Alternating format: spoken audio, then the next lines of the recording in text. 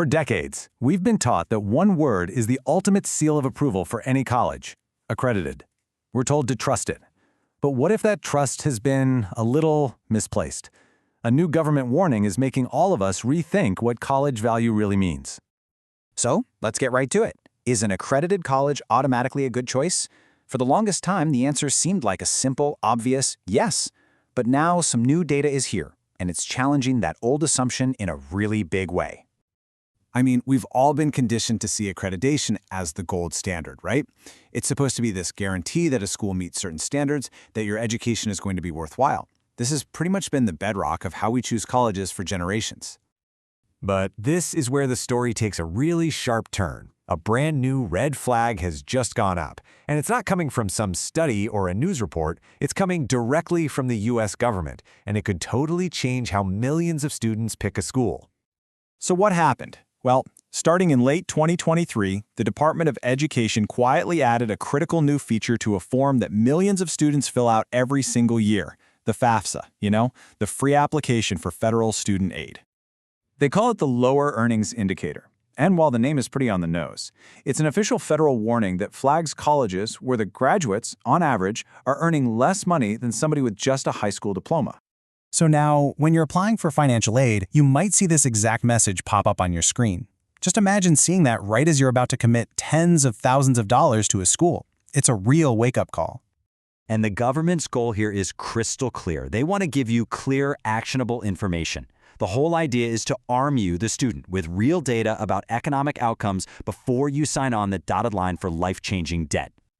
And this really shows you just how serious they are. This warning isn't buried in the fine print somewhere. No, the schools are flagged in bright red.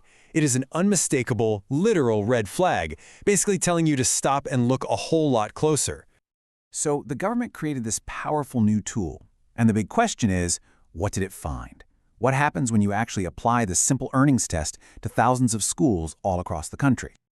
Well, the results are, frankly, stunning. The federal data shows that a huge majority of accredited beauty and cosmetology colleges in the U.S.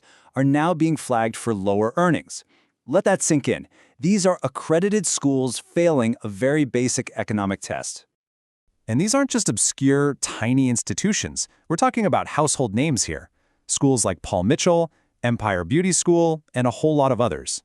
All of them accredited, all of them eligible for federal student aid, and all of them are now officially flagged for poor earnings outcomes. This makes it pretty obvious that this isn't just an isolated problem. The data shows this warning is getting triggered all over the place, and it doesn't matter how famous the school's brand is or which agency gave them their stamp of approval. This really gets us to the heart of the issue. There's this huge disconnect between what we think accreditation guarantees and what it actually does. So let's break that down. All right, here's the crucial part. By law, accreditation is basically a gateway. It just confirms that a school meets some minimum administrative standards, which then unlocks access to federal student aid. But look at what it does not guarantee: high earnings for graduates, low student debt, or a good return on your investment. So if you take away just one thing from all this, let it be this simple equation. Accreditation does not equal strong earnings. It's just not the same thing. And now, the government's own data proves it. The label is not the result. And this is exactly why the Department of Education created this indicator. It's a consumer protection tool. The whole goal is to help students steer clear of programs that, statistically, might actually leave them in a worse financial spot than when they started. So, now that we understand the problem, what's the solution? How can you, as a student or a parent, actually navigate this? Well, the good news is, all this new transparency puts the power back in your hands. You're not in the dark anymore. This data empowers you to look past the shiny marketing brochures and the fancy campus tours. You can now ask sharp, specific, data-driven questions to find out if a school is truly worth your time and your money.